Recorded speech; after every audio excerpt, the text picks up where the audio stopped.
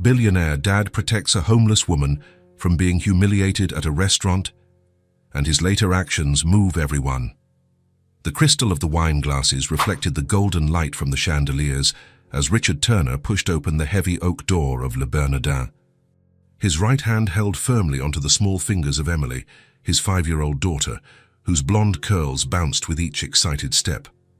"Daddy, this place is huge," Emily whispered, her light blue eyes wide before the imposing dining room. Richard smiled. At 42, he had built a hotel empire that allowed him to frequent the city's best restaurants, but nothing compared to the pleasure of seeing the world through his daughter's curious eyes. "Good evening, Mr. Turner."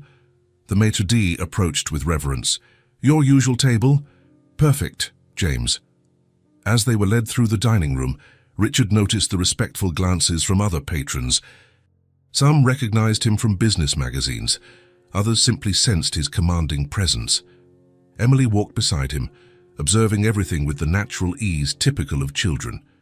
The reserved table was near the large window overlooking the bustling avenue. Emily climbed onto the cushioned chair, having to stretch to reach the polished mahogany table. "What are we eating today, Daddy?" Richard picked up the leather-bound menu. "How about grilled salmon for you, and maybe some golden potatoes? Can I have orange juice?"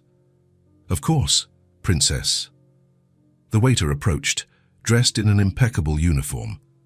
Richard placed the order while Emily played with the linen napkin, folding it into imaginary shapes. "Daddy, look." It turned into a little bird. Very creative. Richard felt his chest warm. These moments together were his refuge after intense days managing hotels, endless meetings, and decisions that affected hundreds of employees. The dinner arrived on white porcelain plates.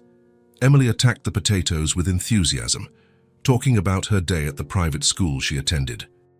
"Teacher Sarah said I'm going to learn to read big books soon." "That's great. Soon you'll be reading to me." It was then that the elegant atmosphere of the restaurant was broken by a noise at the entrance. Raised voices, hurried footsteps. Richard looked over his shoulder and saw James, the maitre d', gesturing nervously near the door.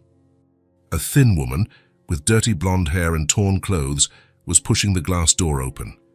Her light blue eyes, though tired, held a dignity that contrasted with her worn-out appearance. "Please," her voice echoed through the silent room. "I'm hungry."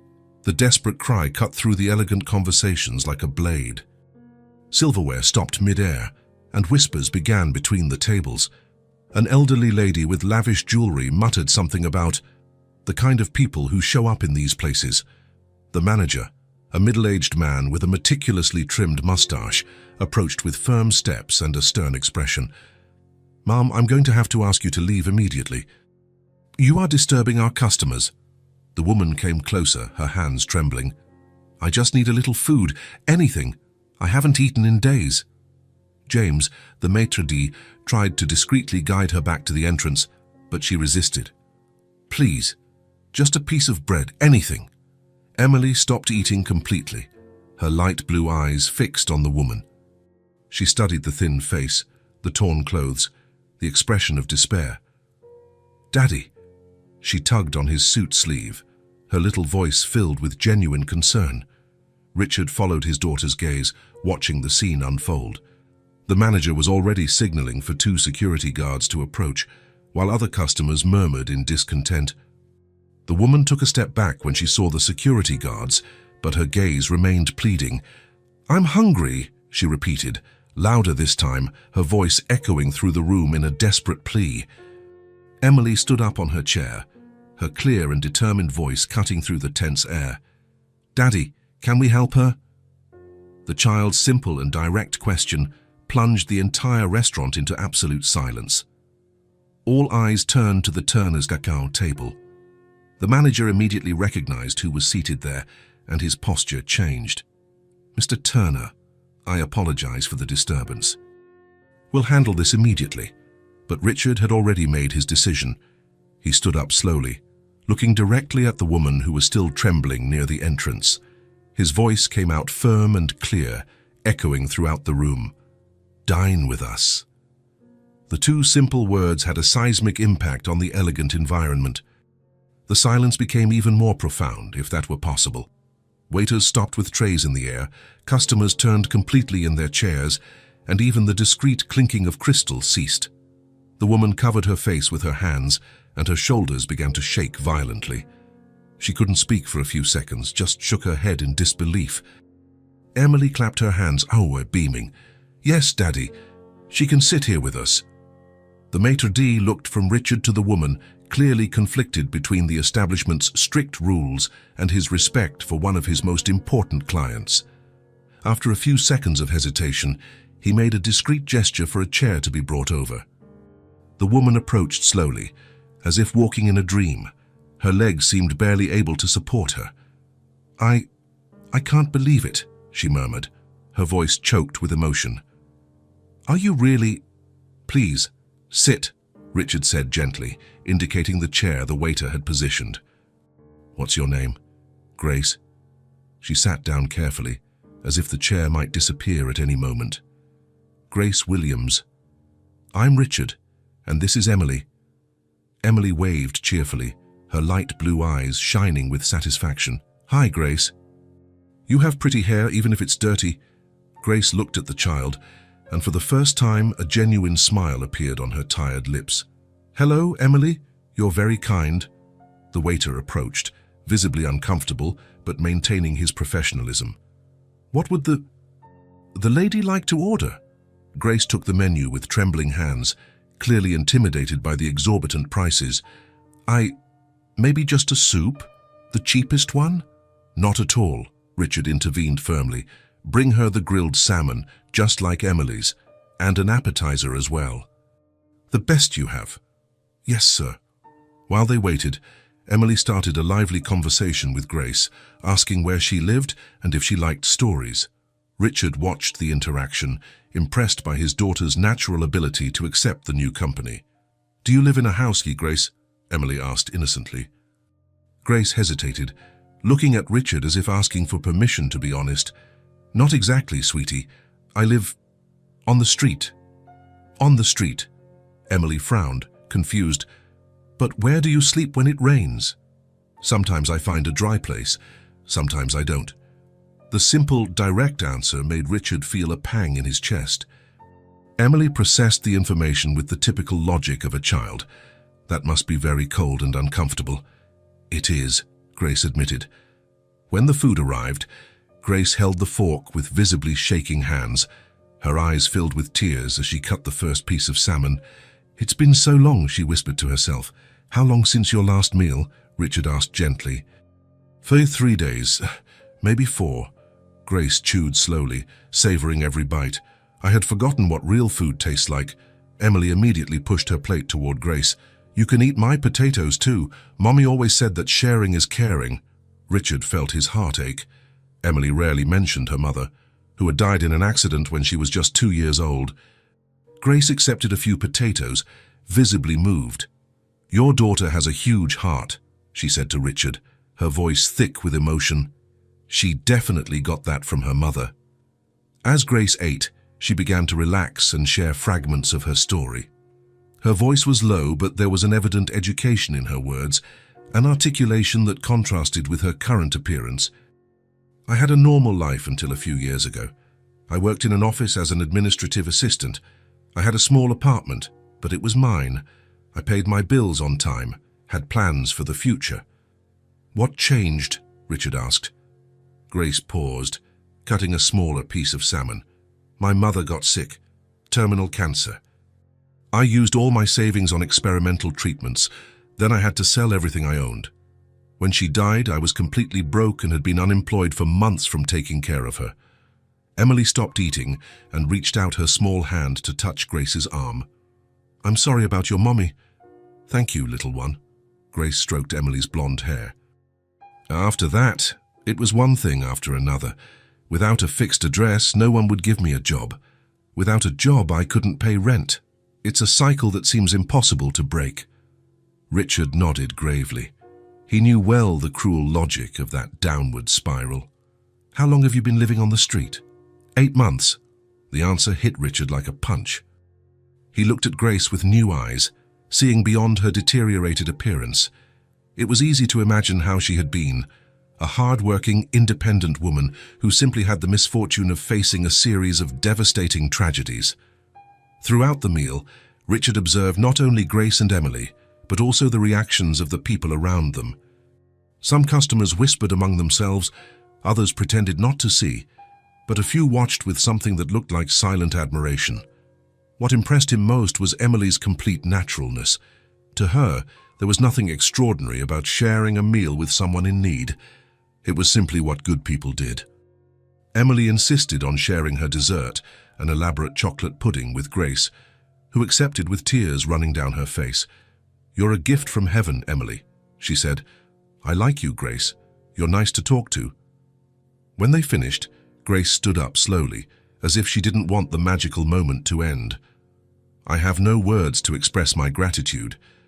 You gave me much more than a meal today. You gave me back a piece of my humanity." Richard discreetly took out a few bills from his wallet. "So you can take proper care of yourself for the next few days." Grace initially tried to refuse, but Richard insisted, "It's not charity. It's just one person acknowledging another." Before leaving, Grace knelt beside Emily's chair. "Thank you, Princess. You taught me today that there are still angels in the world." Emily hugged her tightly. "Are you going to be okay, Grace?" Grace looked into the child's light blue eyes, then at Richard. "I'll try. Thank you both." As Grace left, walking more upright than when she had arrived, the restaurant slowly returned to its normal rhythm. Richard paid the bill while Emily played thoughtfully with her napkin. "Daddy," she said as they walked to the car, "why were those people looking at us funny?" Richard chose his words carefully. Sometimes people get uncomfortable when they see situations that make them think about difficult things, but Grace was hungry. All we had to do was give her food. "You're right, Princess, that's exactly right." Emily nodded, satisfied with the simplicity of the logic. Driving home, Richard reflected on the extraordinary evening. In his 42 years, he had faced countless complex business decisions, negotiations worth millions, moments that defined his career. But something about that night felt different, more significant. Perhaps it was the memory of his own humble childhood before financial success arrived. Perhaps it was the absolute purity of the compassion shown by Emily. Or perhaps it was the recognition that, in a world where it's easy to become indifferent to the suffering of others, his 5-year-old daughter still saw every person as deserving of basic dignity. That night, Richard Turner had done more than pay for an expensive dinner for a stranger. He had given Grace Williams something infinitely more valuable, the reminder that genuinely good people still existed in the world and that she deserved to be among them. The echo of his daughter's simple words kept resonating in his mind. "Daddy, can we help her?" And his own equally simple response, "Dine with us." Two sentences that had changed at least 3 lives that night in ways he was only beginning to understand. The BMW's engine purred softly as Richard drove through the city's illuminated streets. The streetlights cast golden patterns inside the car, and Emily was quiet in the back seat, looking out the window. For the first few minutes of the drive, she remained silent, which was unusual for a 5-year-old who normally chattered about everything she saw. Richard watched her in the rearview mirror, noticing how thoughtful she seemed. "Fardzid?" Emily finally broke the silence, her small voice echoing in the quiet interior of the car. "Yes, Princess." "Is Grace going to sleep on the street tonight?" Richard felt a pang in his chest. He had hoped Emily would simply forget the encounter after dinner, as children often do. But his daughter was still processing what she had witnessed. "Probably so," he answered honestly. He never lied to Emily about important things. Emily was quiet for a few blocks, watching the beautiful, well-lit houses pass by the window. Each one represented safety, warmth, a family protected from the outside world. "It must be very cold," she murmured. "Yes, it must be." The traffic light turned red, and Richard stopped the car. Emily unbuckled her seatbelt and moved to the middle of the seat, leaning forward until she could rest her arm on her father's shoulder. "Daddy." Her voice was soft, but filled with a concern that seemed too big for such a small child. "Couldn't you help more?" "She can't stay alone on the street." The words hit Richard with unexpected force. He looked in the rearview mirror and saw his daughter's light blue eyes reflected there, serious and hopeful. The light turned green, but Richard took a few seconds to accelerate. Emily's simple question echoed in his mind, filled with an innocence that cut through all the complications an adult mind could create. Richard began, but couldn't finish the sentence. What could he say? That helping Grace beyond that night would be complicated. That he had responsibilities, a company to run, a reputation to maintain. Emily remained leaning on his shoulder, waiting for an answer that didn't come. She seemed really sad before she ate with us, Emily continued, but when she smiled at me, she looked different, like she was herself again. Richard drove the rest of the way in silence, with Emily still resting on his shoulder. His daughter's physical presence was comforting, but her words continued to resonate in his mind. When they arrived at their mansion in the suburbs, Richard helped Emily out of the car. The house stood majestically before them, with its lit windows and perfectly manicured gardens. The contrast with what Grace would face that night was stark. "Daddy," Emily said as they climbed the marble steps to the entrance, "do you think Grace has a family? She mentioned siblings. Why don't they help her?" Richard paused with the key in the lock. It was a complex question to explain to a 5-year-old. Sometimes families lose track of each other, Princess. Sometimes people are ashamed to ask for help. Emily considered this while Richard opened the door. "I would never be ashamed to ask for your help, Daddy. And I hope you never have to," Richard replied, feeling that ache in his chest again. After her bath and nightly rituals, Richard tucked Emily into bed. She held his arm as he stood up to leave. "Daddy, do you promise you'll think about Grace?" Richard looked at his daughter's angelic face, framed by her blonde hair spread across the pillow. "I promise." Emily smiled and let him go. "Good night, Daddy. I love you." "I love you too, Princess." Richard closed the bedroom door and went down to his study. The house was quiet, with only the ticking of the antique clock in the hallway echoing off the walls. He sat in his leather armchair and poured himself a glass of whiskey. Normally, this was his time to review contracts, plan expansions for his hotel chain, or answer important emails. But that night, his mind was completely occupied with other things. Emily's words echoed constantly. "Couldn't you help more?" Richard grew up in an upper-middle-class family. His father was a successful corporate lawyer, his mother a respected socialite who organized charity events.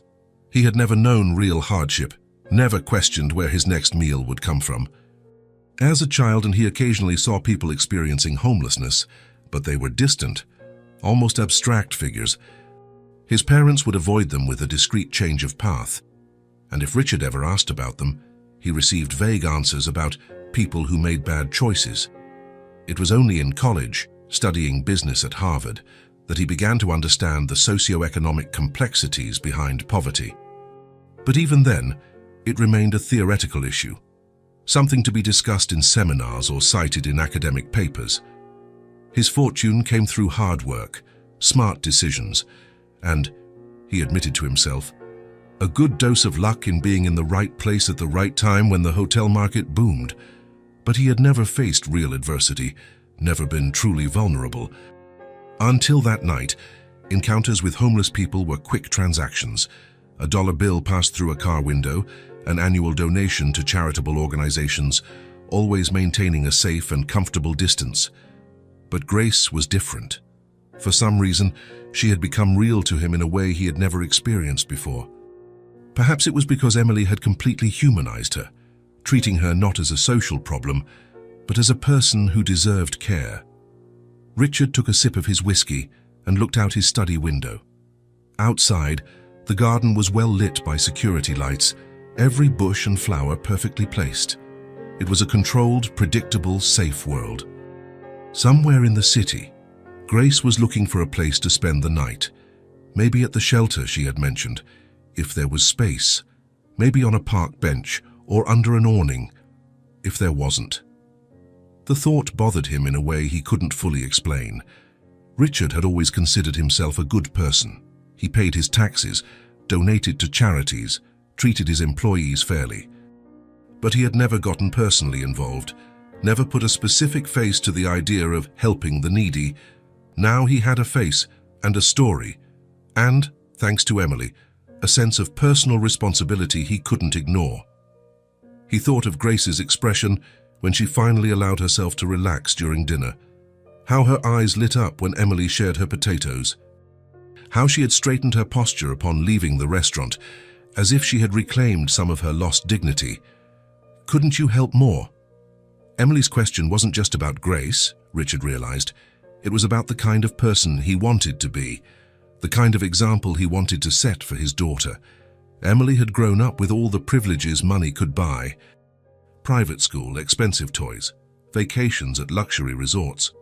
But somehow, she had developed an instinctive compassion that Richard wasn't sure where it came from. Perhaps it was because she had lost her mother so young. Perhaps that had made her more sensitive to the suffering of others.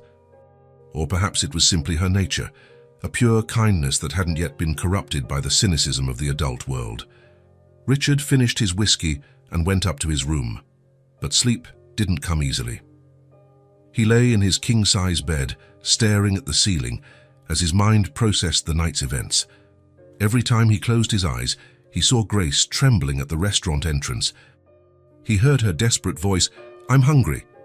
And then he heard Emily, "Daddy, can we help her?" His own response had come out instinctively, "Dine with us." But now, in the quiet of his room, Richard wondered if that had really been his voice, or if it had been something deeper, something Emily had awakened in him. The hours passed slowly. Richard looked at the digital clock. 2:47 a.m. Somewhere in the city, Grace was trying to sleep in conditions he couldn't even imagine. He thought of his hotel chain, 23 properties spread across 5 states, thousands of employees, annual revenue in the millions. Surely there was something he could do, but it was more complicated than that. It wasn't just about giving money or offering a temporary job. Grace needed a real chance to rebuild her life, and that required more than a quick fix. Richard finally fell asleep as the first rays of sunlight began to appear at the window.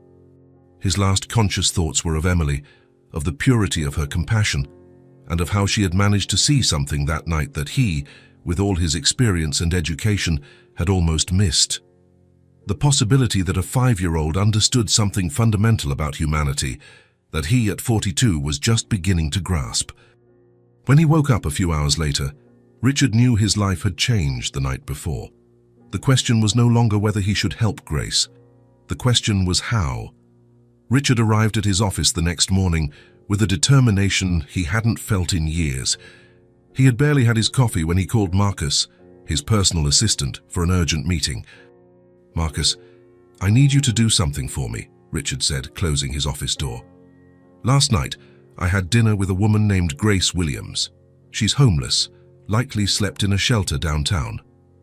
Marcus took out a notepad, used to unusual requests from his boss, but this was different. "I want you to use all our contacts to locate her. Check the main shelters, social assistance organizations, anywhere she might have sought help." "Understood, sir. May I ask the reason?" Richard hesitated for a moment. How could he explain that his 5-year-old daughter had planted a seed of conscience that he could no longer ignore? "It's personal, Marcus. Just help me find her. I'll get on it right away." The next few hours passed slowly for Richard.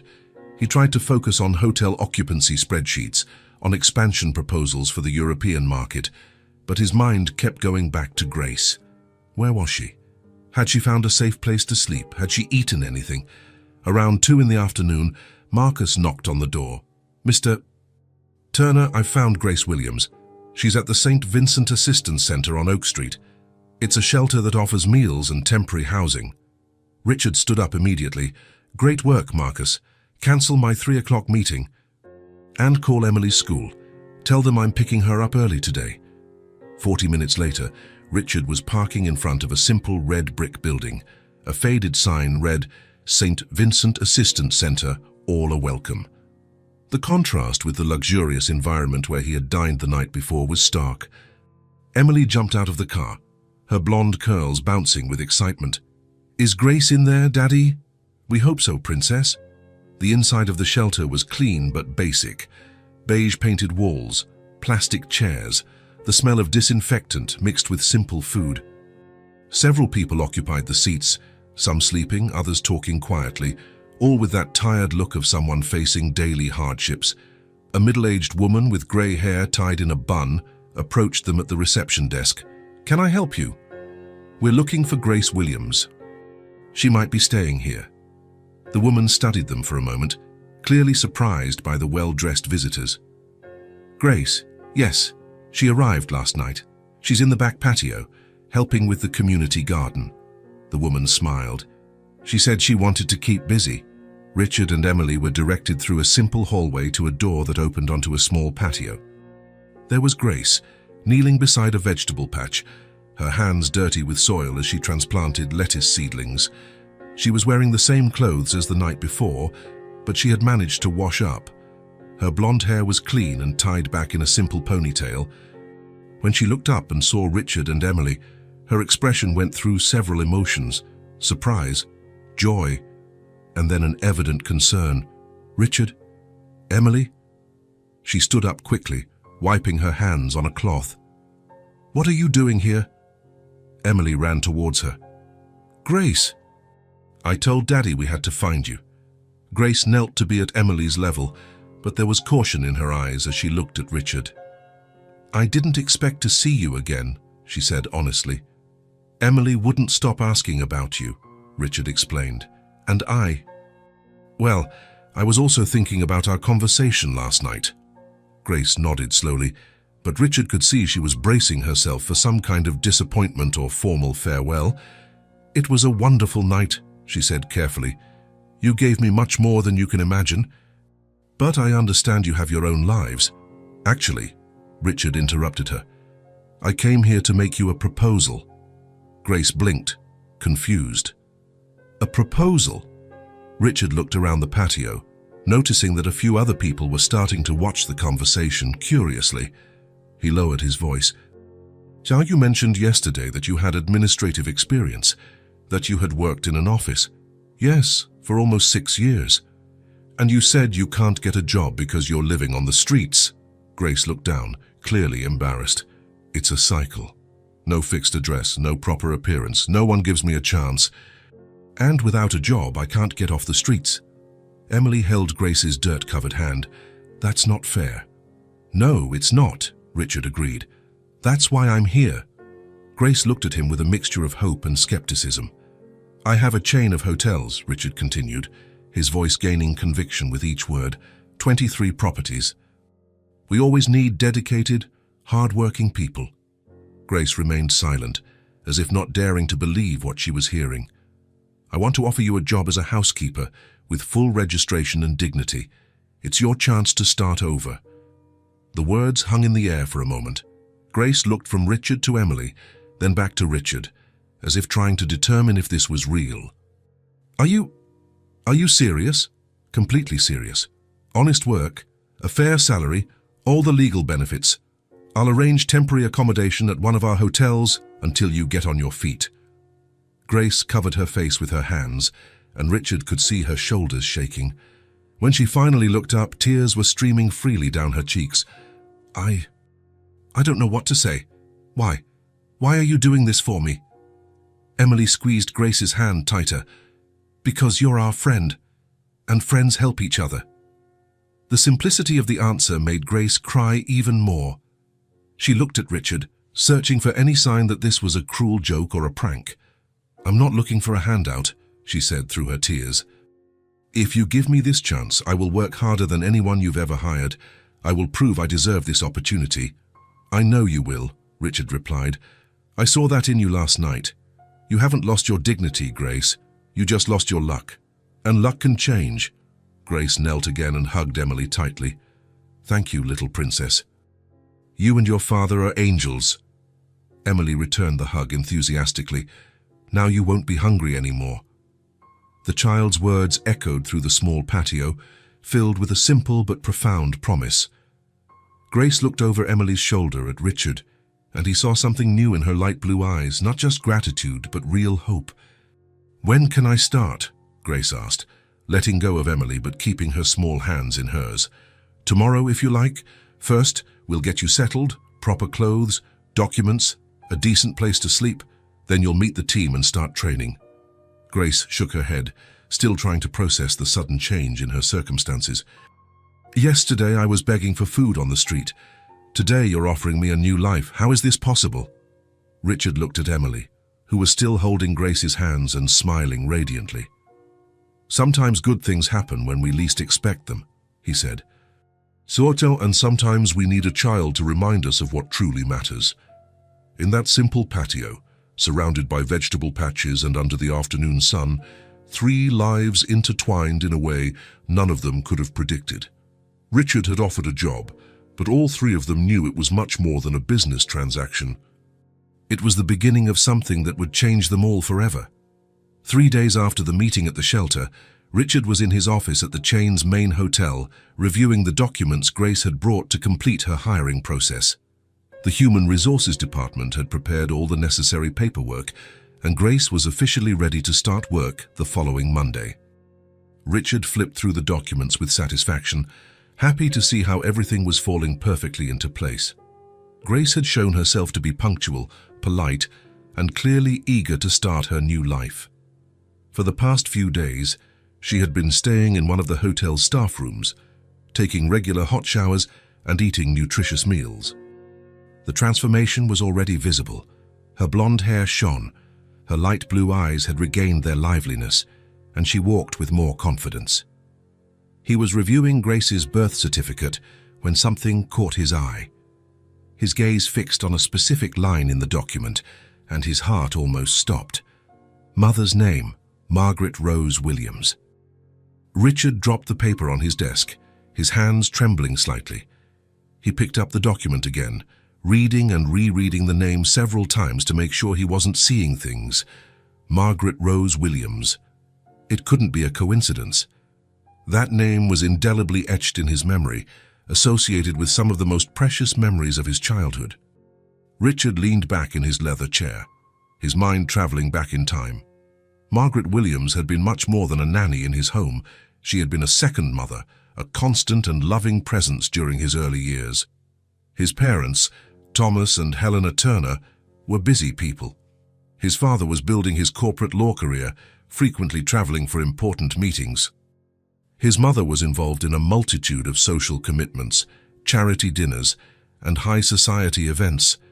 They loved Richard in their own way, but rarely had time for the daily needs of a young child. It was Margaret who woke him up every morning with a warm smile.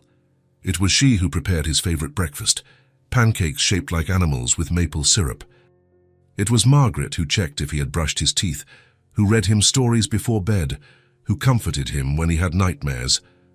Richard vividly remembered Margaret's blonde hair, always tied in an impeccable bun, and her light blue eyes that radiated kindness.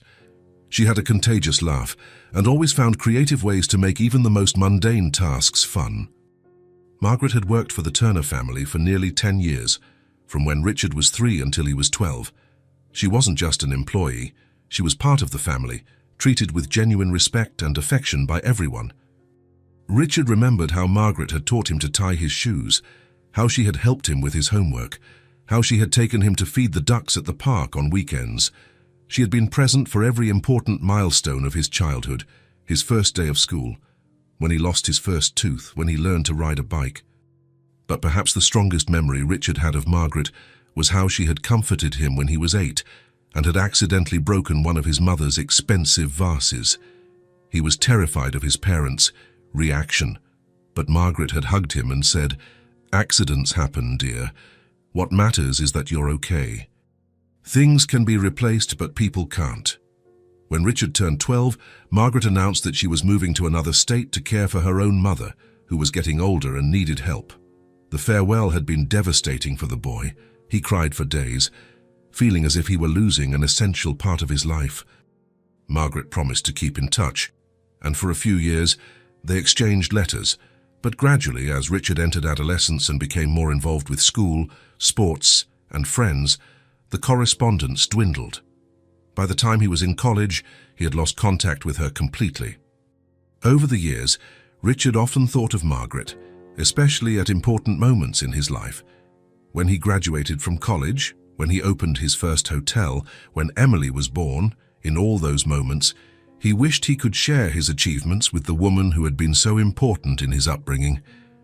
Now, looking at Grace's birth certificate, Richard felt an overwhelming mix of emotions. If Margaret was truly Grace's mother, it meant that the woman he had found on the street was the daughter of the person who had cared for him most during his childhood. Richard pressed the intercom button. "Sarah, could you ask Grace to come to my office, please? Tell her it's about the documents." "Of course, Mr. Turner. She's just finishing her cleaning procedures training. She should be here in a few minutes." Richard waited nervously, arranging and rearranging the papers on his desk. His mind was buzzing with questions. Could it really be the same Margaret? Grace had mentioned she cared for her mother during a terminal illness. That would fit with what he knew of Margaret's caring nature. A soft knock on the door interrupted his thoughts. "Come in." Grace appeared, wearing the simple but clean uniform she had received for her training. Her blonde hair was tied back practically, and she seemed more confident than at any time since Richard had met her. "You wanted to see me about the documents?" she asked, sitting in the chair across from his desk. Richard picked up the birth certificate, his hand still trembling slightly. "Grace, I need to ask you something that might seem strange." He paused, taking a deep breath. "Was your mother named Margaret?" The question came out laden with emotion, and Grace immediately noticed something different in Richard's tone. "Yes," she answered slowly, her eyes narrowing slightly with curiosity. "Yeah, but she passed away a few years ago." Richard closed his eyes for a moment, feeling a wave of conflicting emotions, joy at discovering the connection, sadness at knowing Margaret had died, and an overwhelming sense that fate had orchestrated this meeting. "Margaret Rose Williams?" he asked, needing to be absolutely sure. "Yes." Grace now looked confused and slightly worried. "Richard, why are you asking about my mother? Did you know her?" Richard stood up and walked to the window, trying to process his emotions before answering. When he turned back to Grace, his eyes were moist. "Grace, your mother took care of me when I was a child. Margaret was my nanny from when I was 3 until I was 12. Grace blinked several times, as if she hadn't quite understood. "What?" "Margaret Williams worked for my family for nearly a decade. She was like a second mother to me, one of the most important people of my childhood." Grace stood up slowly, her hand automatically going to her mouth. "That's not possible." "Yes, it is." Richard returned to his chair, picking up the birth certificate. "Did she have blonde hair like yours, light blue eyes, a contagious laugh?" "Yes," Grace whispered. "Did she used to make pancakes in the shape of animals?" Grace nodded, tears beginning to form in her eyes. "She used to do that for me and my siblings when we were little." "Grace," Richard said softly, "I lost touch with your mother when I went to college. I've always regretted that. Margaret was one of the kindest people I've ever known. She taught me so much about compassion, about treating everyone with dignity." Grace sat down again, her legs feeling weak. "My mother used to talk about the family she worked for when she was young. She always said those were very happy years of her life. She talked about a little boy she adored, whom she watched grow up." "That little boy was me," Richard confirmed. Grace covered her face with her hands, trying to process the impossible revelation. "She always said you would grow up to be a good man, that you had a generous heart even when you were very little." Richard felt a lump in his throat. Margaret had talked about him to Grace. Even after all these years, she remembered him fondly. "How did she die?" Richard asked gently. "Lung cancer. It was quick, at the end. She didn't want us to suffer watching her fade away, so she tried to hide how serious it was until it was too late." Grace wiped her tears with the back of her hand. "I used all my savings trying to pay for experimental treatments. When she died, I was completely broke." Richard nodded, now fully understanding how Grace had ended up in the situation where he had found her. "Was she proud of you?"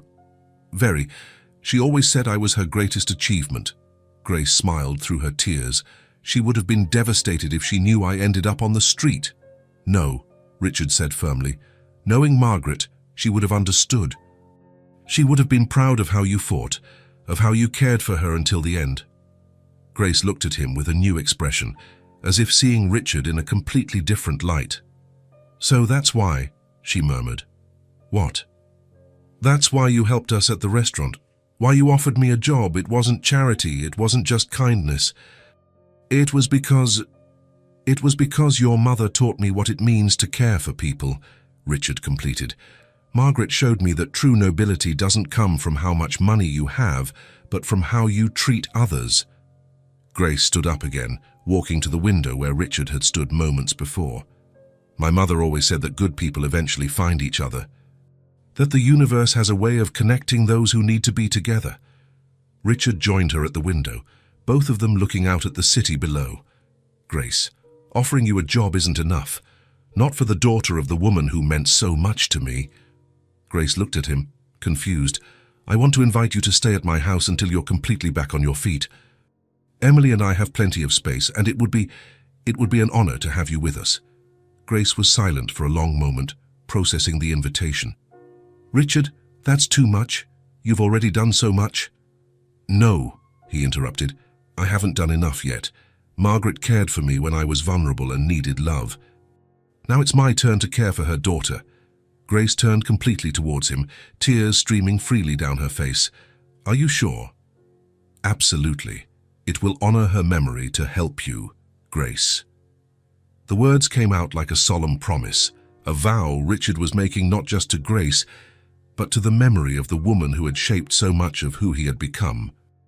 Grace couldn't speak for a few minutes, just cried silently while Richard patiently waited for her response. "My mother always said that good deeds come back to us in unexpected ways," she finally managed to say. "I think she was right." "So you accept?" Grace nodded, unable to form words. Richard smiled, the first genuinely happy smile he had given in days. "Let's go pick up Emily from school and tell her the news. I'm sure she'll be thrilled." An hour later, they were in the car on the way to Emily's school. Grace had changed into casual clothes Richard had bought for her, and she looked like a completely different person from the desperate woman who had entered the restaurant just a week before. "To Richard," Grace said as they waited for Emily to come out of school, "can I ask you a question?" "Of course." "If you had known who I was from the beginning, would you have made the same choices?" Richard thought carefully about the question. "Honestly, I don't know.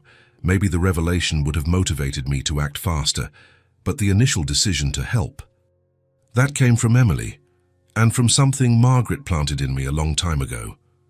Emily appeared at the school exit, her blonde hair shining in the sun. When she saw Grace in the car, her face lit up like a Christmas tree. "Grace, you're here!" Richard got out of the car to explain the situation, but Emily had already run to hug Grace. "Princess," Richard said, "I have incredible news. Grace is going to live with us for a while." Emily looked from her father to Grace, then back to her father, as if she couldn't believe her luck. "Really?" "Really," Grace confirmed, beaming. Emily let out a shout of joy that made other parents and children look in their direction. She hugged Grace so tightly she almost knocked her over. "Now we're going to be a real family," Emily exclaimed. The child's innocent words struck both Richard and Grace with unexpected force. They looked at each other over Emily's blonde head, and Richard saw in her light blue eyes the same recognition he felt. This was no longer just about helping someone in need. It was no longer just about honoring Margaret's memory. Something bigger was happening, something none of them had planned, but that they all seemed to need. As they drove home, to their home now, Grace looked out the window and whispered a silent prayer of gratitude. Somewhere, she was sure, Margaret was smiling. The circle had closed in a way none of them could have imagined, and their lives would never be the same. The mornings in the Turner mansion took on a completely new routine in the following weeks. The sound of Emily's laughter echoed through the hallways, mixed with Grace's soft voice telling stories as they prepared breakfast together. Richard came downstairs on a typical Tuesday and found the two of them in the kitchen, Emily sitting on the counter, while Grace made pancakes in the shape of animals, just as her mother Margaret had done for him decades before. "Look, Daddy!" Emily pointed to the plate. Grace made an elephant. Grace smiled, her light blue eyes shining with a joy Richard hadn't seen since he met her. "My mother taught me this trick. She used to say that food made with love always tastes better. While Emily ate, Grace told a story about a brave elephant who helped other animals in the forest. Her voice was expressive, full of different intonations for each character. Richard noticed how completely absorbed Emily was. And then, Grace continued, gesturing dramatically, the elephant used its trunk to reach the kitten stuck in the tree. Because that's what friends do, they help each other, no matter how hard it is. Like you and Daddy, Emily exclaimed. Grace paused, touched by the connection Emily had made. Exactly, sweetie. Richard watched, fascinated by the naturalness with which Emily had adapted to Grace's presence. It was as if a missing piece in their lives had finally clicked into place. After breakfast, Grace helped Emily organize her school backpack. She checked that all the books were in place, that her lunch was properly packed, that Emily had brushed her teeth. "Did you do your homework?" Grace asked affectionately. "I did. Want to see?" Emily ran to get her notebook, eager to show her work. Grace examined each page with genuine attention, praising the neatness of her handwriting. In the afternoon, when Richard returned from work, he often found Emily and Grace in the garden. Grace had discovered that Emily loved flowers and began teaching her about gardening. They had planted a small flower bed of their own, full of colorful flowers. "Flowers need love to grow," Grace explained, as Emily carefully watered the seedlings. "Just like people. And if I give them lots of love, will they grow super big? They'll grow strong and beautiful, that's for sure." Richard watched from his study window, noticing how Grace had changed since she arrived. In the first few days, she still carried a shyness, a hesitation. Now, seeing her interact with Emily, Grace seemed to have found her purpose again. During dinner, Emily always insisted that Grace tell more stories. Grace created narratives about brave girls who solved problems, about families that formed in unexpected ways, about the importance of being kind to strangers.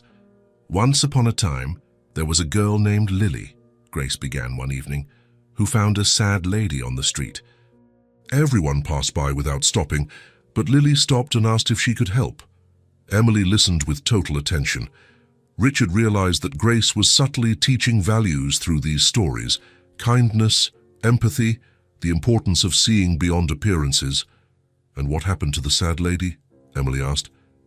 "Lily took her home, where her family welcomed her with kindness, and the lady became part of the family forever." Emily smiled, satisfied. "Like you, Grace?"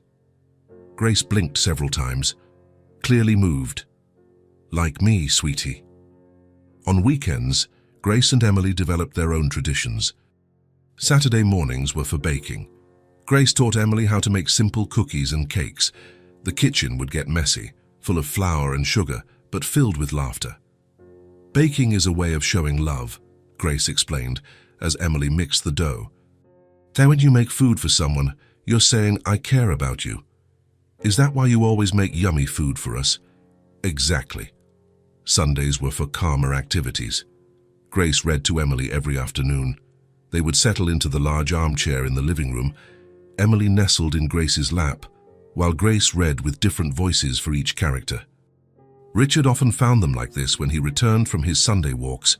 Grace reading with passion, Emily completely absorbed, both lost in the world of the story. One evening, after Emily had gone to bed, Richard found Grace on the porch, looking at the stars. She seemed thoughtful. "Everything okay?" he asked, sitting down beside her. Grace smiled, but he noticed tears in her eyes. "I'm okay. Better than I've been in years." "Then why are you crying?" "Tears of gratitude. A few weeks ago, I had nothing. No hope, no purpose. And now," she gestured towards the lit-up house, "now I have a family that accepts me, and a little girl who reminds me why it's worth continuing to fight." Richard nodded, understanding completely. "Emily has changed since you arrived, too. She's more complete, happier. She's special. She has the purest heart I've ever seen. You're teaching her important things. About kindness, about caring for others." Grace looked at him with surprise. "Me?" "Richard, it was Emily who taught me about kindness. It was her who insisted on helping me that first night. But now you're shaping how she sees the world. You're teaching her that caring for others is important." Grace was quiet for a moment. "Your mother did that for you, didn't she?" "Margaret, she did, and now you're doing it for Emily." Grace smiled, and this time there was no sadness in her eyes, only genuine joy. "You know what impresses me the most," Richard continued, "how you've regained your joy. When I met you, you were broken. Now seeing you with Emily, I see someone who has found her purpose again. Emily gave me a reason to smile again, to have hope. There are days when I wake up and forget all the bad months I went through. She sees you as family, you know," he said softly. "I see her that way too." The words hung in the night air, filled with meaning. Richard realized that something fundamental had changed in his home over the last few weeks. Grace had become an integral part of their lives, especially Emily's. "Grace," Richard said finally, "I want you to know that this is your home for as long as you want." Grace turned to him, her light blue eyes reflecting the moonlight. "Thank you. Not just for the house, but for letting me be part of your family, for giving me the chance to love Emily as she deserves to be loved." That night, as Richard went up to his room, he paused at Emily's bedroom door. Grace was there, adjusting the blanket around the sleeping girl, whispering a lullaby that Margaret used to sing to him. It was a full circle, he realized. The love and care Margaret had given him were being passed on to Emily through Grace, and in the process, Grace was healing not only Emily's wounds from the absence of a mother, but also her own wounds caused by loss and despair. The alarm clock went off at 5:30 in the morning, as it had every day for the past 3 weeks. Grace got up quickly, without needing to hit the snooze button. Since she started working at the Turner Grand Hotel, she had never been late a single day. She took a quick shower, put on her impeccably clean uniform, and went down to the kitchen. Richard was already there, drinking coffee and reviewing some reports. "Good morning," she said softly, so as not to wake Emily. "Good morning, Grace. How are you feeling?" "Good. Excited for another day." Richard watched as Grace efficiently prepared her breakfast. Even in the small things, she demonstrated a natural organization that he admired. Everything had its place. Every movement had a purpose. At the hotel, Grace had stood out from day one. She had started as a housekeeper, but her dedication and attention to detail quickly caught everyone's attention. Margaret Silver, the housekeeping supervisor, had commented to Richard the week before, "I've never seen someone so careful with the rooms. Grace doesn't just clean, she takes care of every detail as if it were her own home." Richard decided to observe Grace at work himself. He arrived at the hotel early that morning and discreetly followed her routine. Grace arrived promptly at 7, greeted all her colleagues with a genuine smile, and got her list of rooms. Richard followed her from a distance as she went up to the 12th floor. In the first room, Grace didn't just make the bed and clean the bathroom.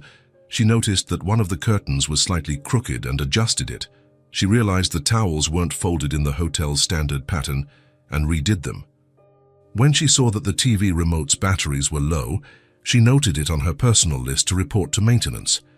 Richard watched Grace work in 3 more rooms. In each one, she demonstrated the same level of excellence.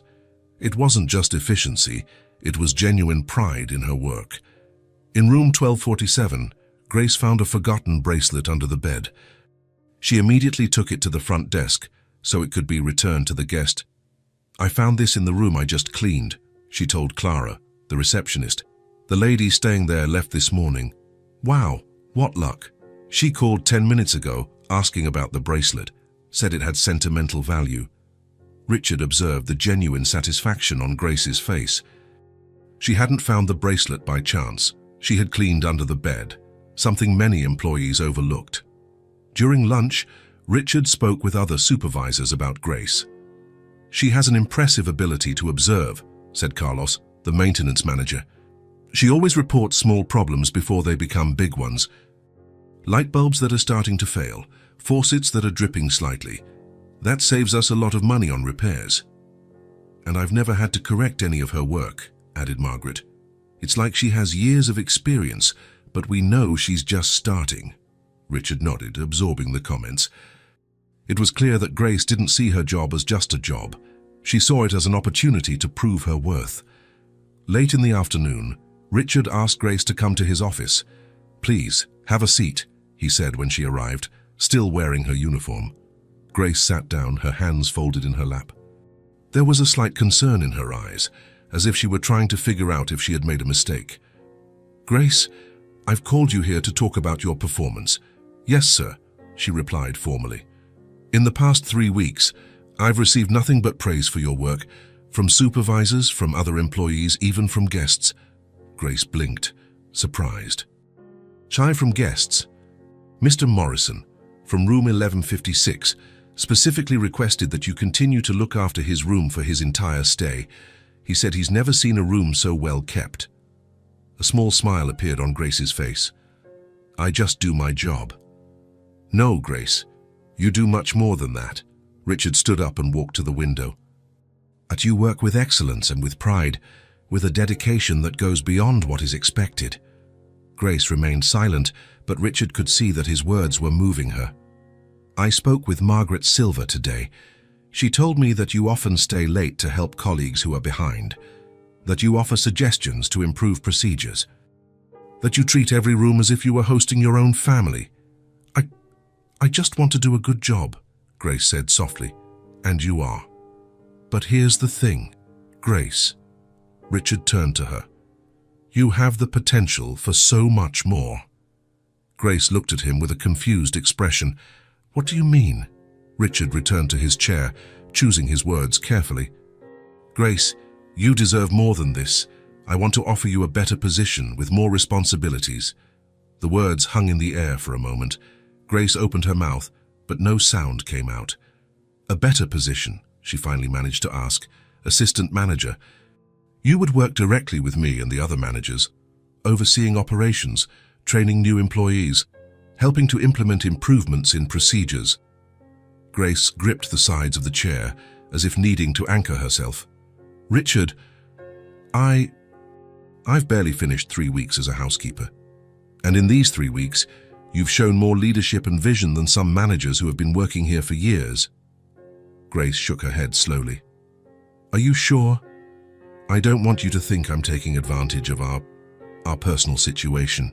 Richard leaned forward, looking directly into Grace's light blue eyes.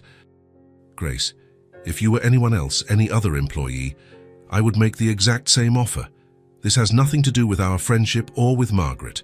This has to do with merit." Grace was silent for a few minutes, processing the offer. Richard could see various emotions cross her face: surprise, gratitude, anxiety, and finally, a growing determination. "And what would the salary be?" she asked practically. Richard mentioned a figure that was almost 3 times what she earned as a housekeeper.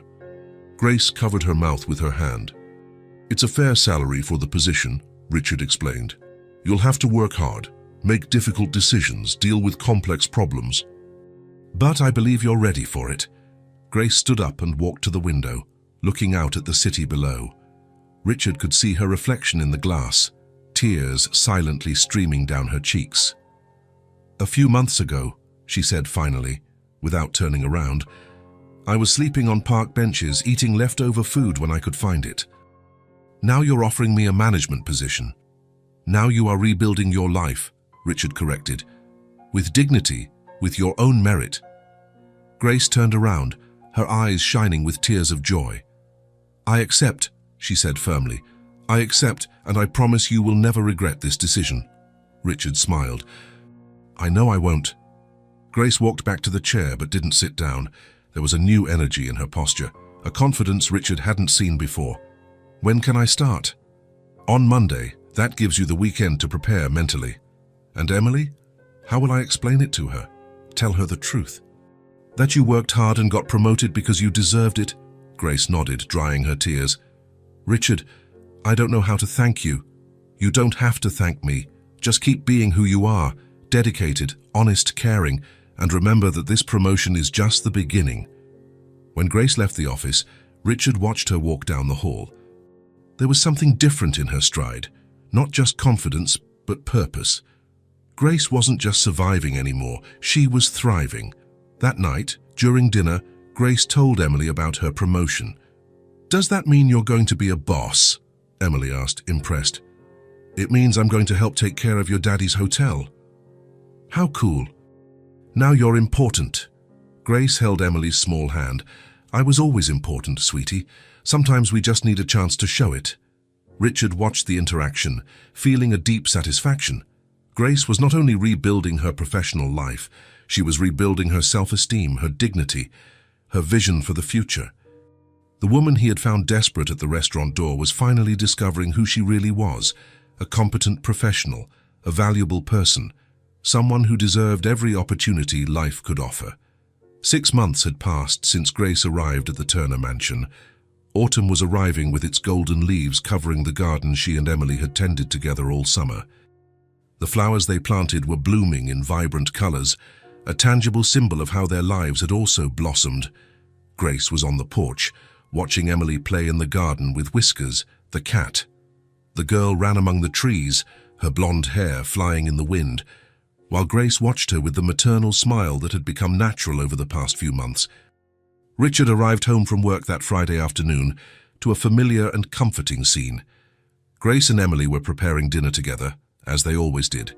The kitchen was filled with laughter and the aroma of something delicious in the oven. "Daddy!" Emily ran to hug him. "Grace is teaching me how to make lasagna." "That's great, Princess." Richard looked at Grace, noticing something different in her expression. There was a serenity there, but also a subtle melancholy he had learned to recognize. During dinner, Grace was quieter than usual. She answered Emily's questions with her usual affection, but Richard felt she was processing something important in her mind. After Emily went to bed, Grace asked to speak with Richard in the living room. She sat in the armchair where she used to read to Emily, her hands folded in her lap. "Richard," she began softly, "I need to talk to you about something important." Richard sat on the sofa, already suspecting what was coming. "I'm listening." Grace took a deep breath, as if gathering her courage. "I'm ready to stand on my own 2 feet." The words hung in the air between them. Richard had been expecting this moment, but that didn't make it any less difficult to hear. "Are you sure?" "I am," Grace nodded firmly. "Over the last few months, you've given me everything I needed to get back on my feet. A roof, food, work, dignity, but more importantly than that, you gave me a family." Richard saw tears forming in Grace's light blue eyes. "And that's exactly why I know it's time to go. Emily is getting too attached to me, and I'm getting too attached to you all as well." "Grace, that's not necessarily a bad thing. It's not bad, but it's not fair." Grace stood up and walked to the window. "Emily needs to learn she can be happy without depending on me. And I need to prove to myself that I can live independently." Richard understood the logic, but it didn't make the situation any less painful. "Where will you live?" "I found a small apartment a few blocks from the hotel. It's simple, but it's mine. With my new salary, I can pay the rent and still save a little. And Emily? How are we going to tell her?" Grace returned to the armchair, her hands trembling slightly. "Tomorrow morning. I want her to understand that this isn't abandonment, it's a graduation." The next morning, Grace prepared a special breakfast, pancakes in the shape of hearts. Emily was excited, unsuspecting of the conversation to come. "Emily," Grace said softly, sitting beside the girl, "I need to talk to you about something important." Emily stopped eating, her light blue eyes fixing on Grace's face. "You know how I came to be here, don't you? I was lost, without a home, without a family." Emily nodded. "And you and your daddy took me in, gave me a safe place to stay, helped me find a job." "Yes," Emily said, still not understanding where the conversation was heading. "Well, now I'm strong again. I have a good job, I've saved money, and I'm ready to have my own home." Emily frowned. "But you already have a home, here." Grace felt her heart ache. "Emily, sweetie, this will always be my second home. But now I need to have my own space, my own life." Understanding began to dawn on Emily's face. "You're leaving." "I'm not leaving forever. I'm moving to an apartment nearby. We'll see each other all the time." Emily was silent for a moment, processing the information, then her eyes filled with tears. No. You can't leave. Emily! No! Emily stood up from her chair, tears running down her cheeks. You promised we would be a family. Grace knelt in front of Emily, her own tears beginning to fall. Sweetie, we will always be family.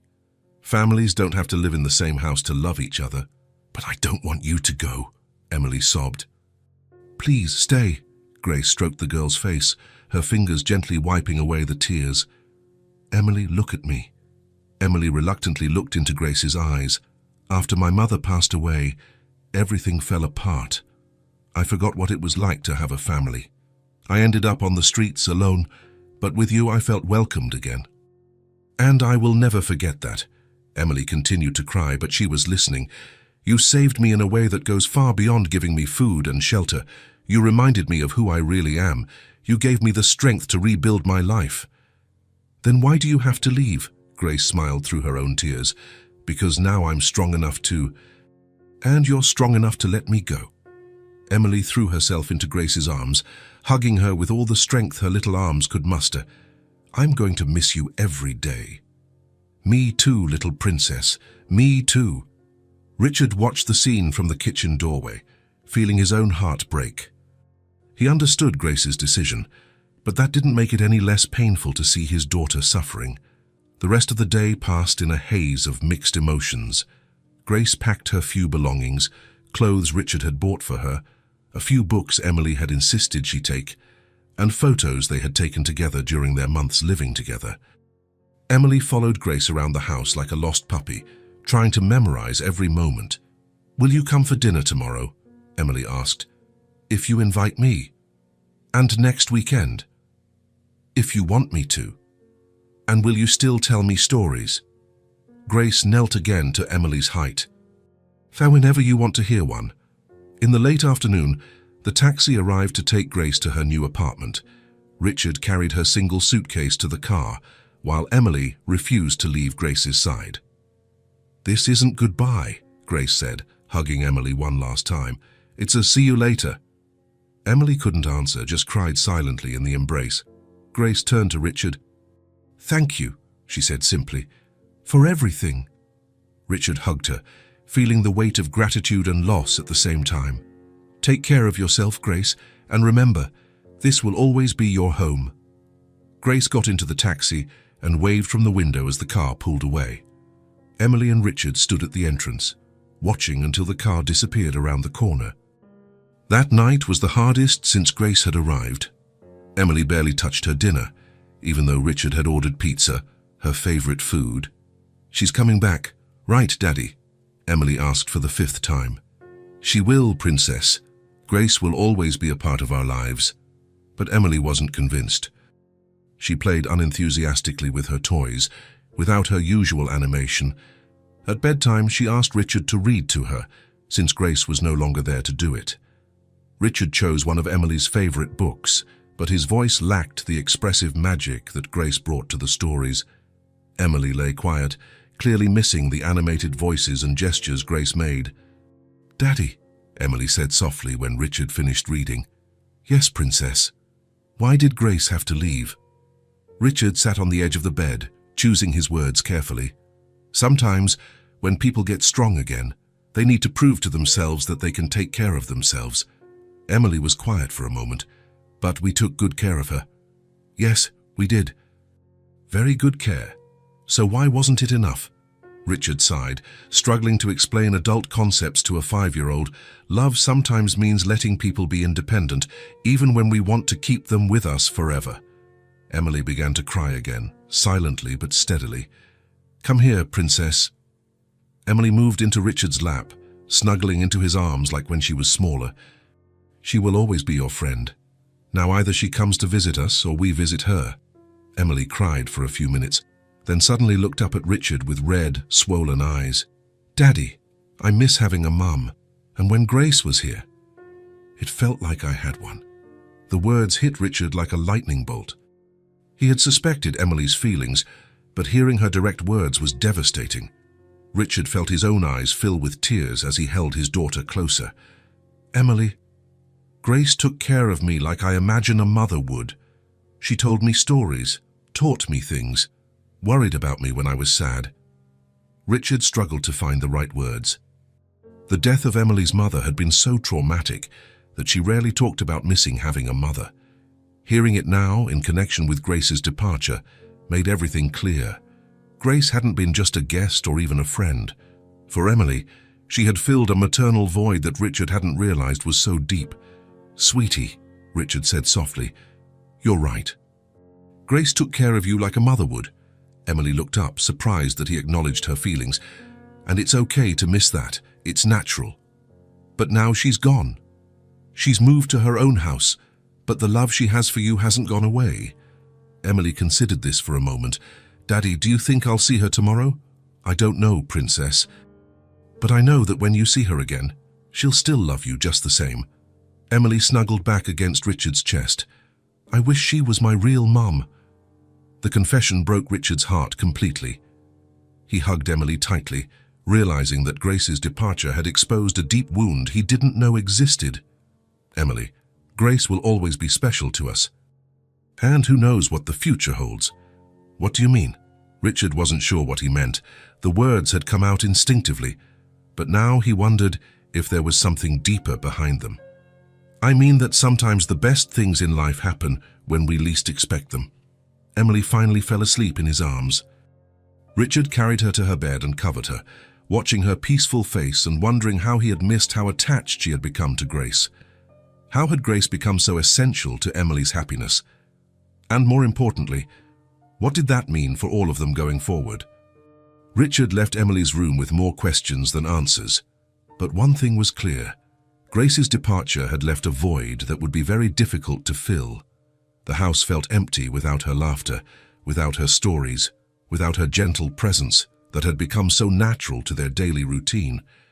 For the first time since Grace had arrived, Richard wondered if letting her go had been the right decision, or if they had lost something precious that they would never be able to replace. 2 weeks after Grace's move, the phone rang at the Turner mansion on a Saturday afternoon. Emily ran to answer, eagerly waiting for any news from her dear friend. "Hello? Hi, Princess." "It's Grace." Emily's face lit up instantly. "Grace, Grace, Daddy, it's Grace." Richard approached, smiling at the genuine joy on his daughter's face. "Hi, sweetie," Grace said from the other end of the line. "I have a special invitation for you." "What kind of invitation?" Emily asked, jumping with excitement. "How about you come for dinner at my place tomorrow?" "I want to show you my apartment and cook a special meal," Emily shouted with joy, and Richard took the phone. "Of course, Grace. What time?" 6 o'clock. It's nothing fancy, but it will be made with lots of love. We'll be there." The following Sunday, Richard and Emily walked through the streets to the neighborhood where Grace had moved. It was a simpler area of the city, with modest but well-kept apartment buildings. They climbed the stairs and knocked on the door of apartment 2B. Grace opened it immediately, as if she had been waiting on the other side. "You're here," she exclaimed, hugging Emily first, then Richard. Grace led them into the small apartment. It was a compact space, a living room that connected to an open kitchen, 1 bedroom and a bathroom. But every corner was tidy and carefully arranged, decorated with simplicity and good taste. "Wow!" Emily ran through the room, examining everything. "It's so pretty, Grace." On the walls, Grace had hung some of the photos they had taken together during their months at the mansion.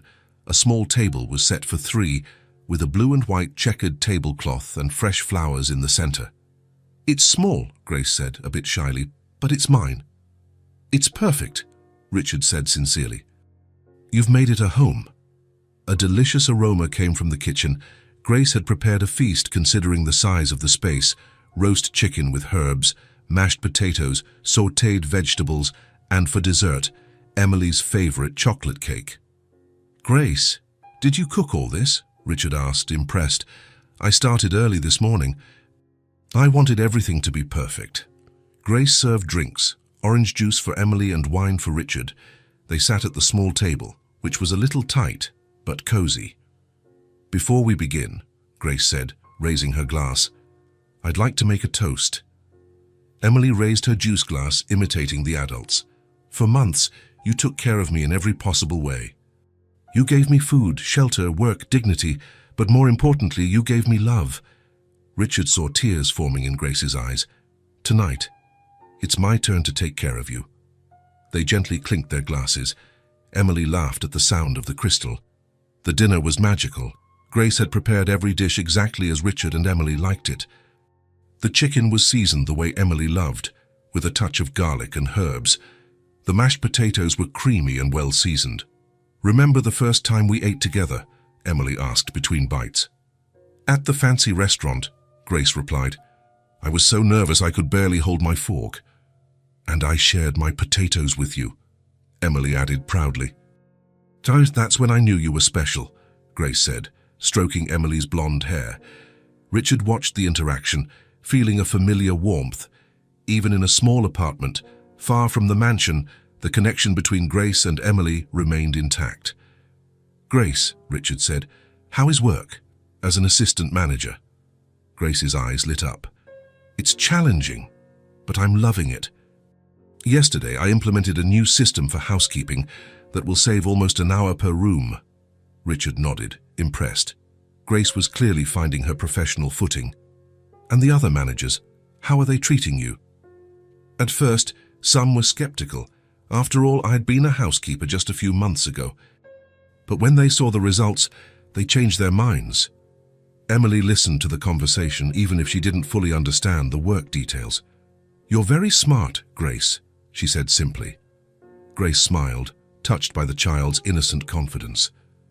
During dessert, Grace brought out photo albums she had started to assemble. "Look what I did." The pages were filled with photos from the months they had spent together. Grace in the garden with Emily, the three of them at the park, Emily teaching Grace how to ride a bike, Richard and Grace preparing Emily's birthday dinner. "I didn't know you had taken so many pictures," Richard said. "I wanted to preserve every moment. You gave me memories I want to cherish forever." Emily turned the pages slowly, stopping at a photo where she was hugging Grace in the kitchen, both covered in flour after making cookies. "This one is my favorite," Emily said. "Mine too," Grace replied. After dinner, Grace showed them the rest of the apartment. The bedroom was simple but cozy, with a twin bed, a small dresser, and a reading chair near the window. "This is where I read before bed," Grace explained. "Remember the books we used to read together?" Emily nodded. "I still read to you, even from far away. Every night before I sleep, I pick a book and imagine I'm telling you the story." Emily ran to hug Grace. "Me too. I take the books you gave me and pretend you're reading to me." Richard felt a pang in his chest seeing the deep connection between the two. They spent the evening talking, reminiscing, laughing. Grace told stories about her work, her funny colleagues, the interesting guests she met. Richard shared news about the hotel chain's expansion, and Emily talked about school and her new drawings. "You know," Grace said as they washed the dishes together, "this little apartment feels like a palace to me." "Why?" Emily asked. "Because it's mine. I earned it with my own work. And because I know you will always be welcome here." When it was time to leave, no one wanted the evening to end. "Can we do this every week?" Emily asked hopefully. "Maybe not every week," Grace laughed, "but definitely often."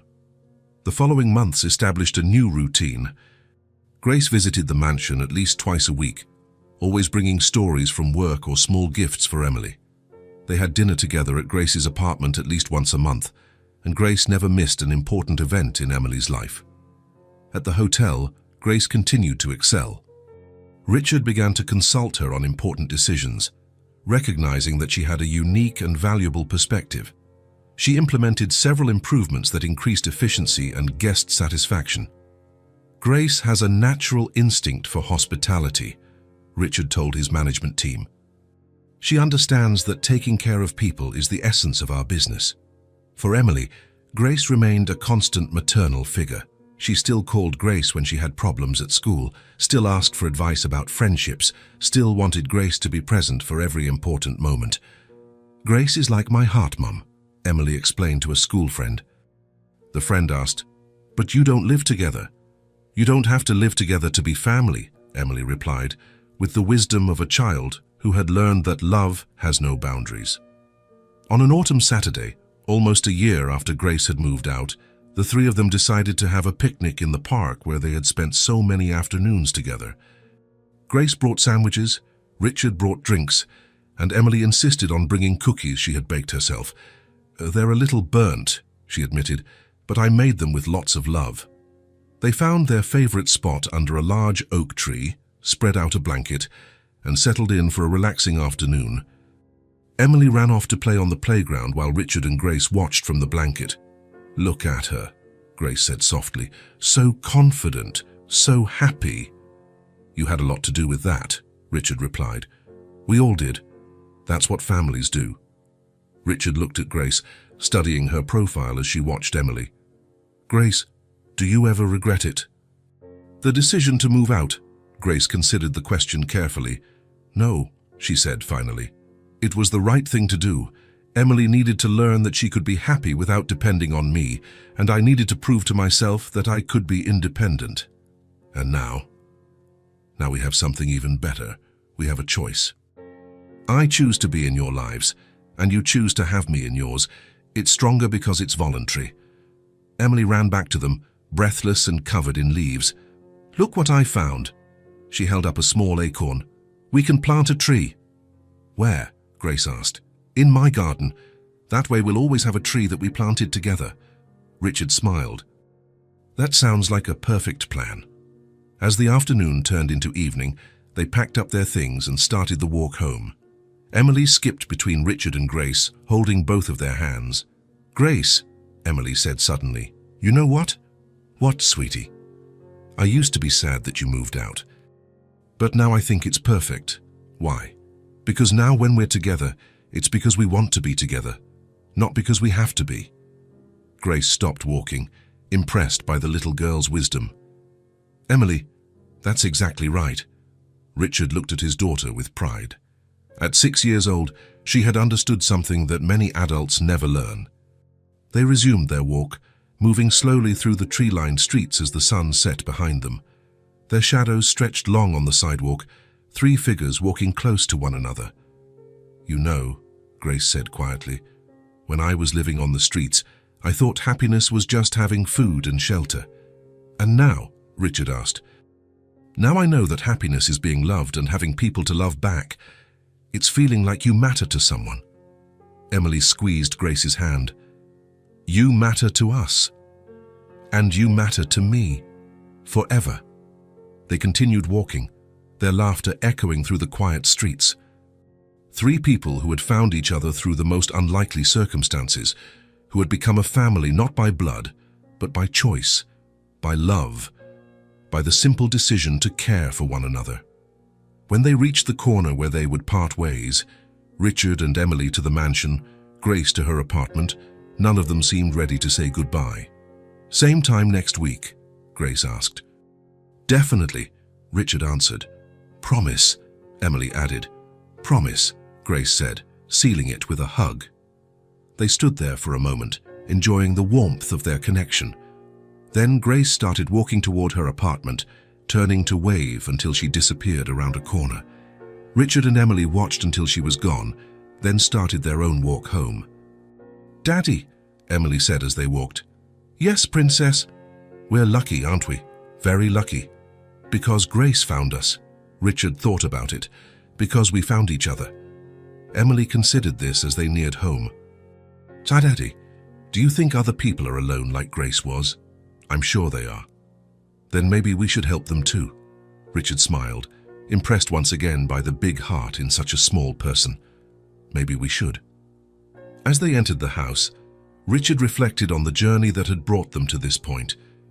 It had started with a simple question from a 5-year-old girl. "Daddy, can we help her?"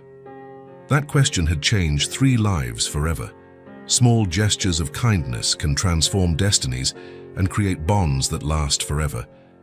Sometimes all it takes is a willingness to see beyond appearances, to extend a hand to someone in need, to open your heart when it would be easier to look the other way. In a world that can often seem cold and indifferent, Richard, Emily, and Grace had discovered that love can blossom in the most unexpected places, that families can be formed through compassion, and that sometimes the greatest gifts we receive are the ones we give to others. Their story was proof that no matter how low someone might fall, how broken they might seem, with a little kindness and a lot of love, anyone can find their way back to hope, to dignity, to home. If this story touched your heart, subscribe to the channel and turn on notifications so you don't miss the next ones. Leave a like because it helps this story get recommended to more people. See you in the next story.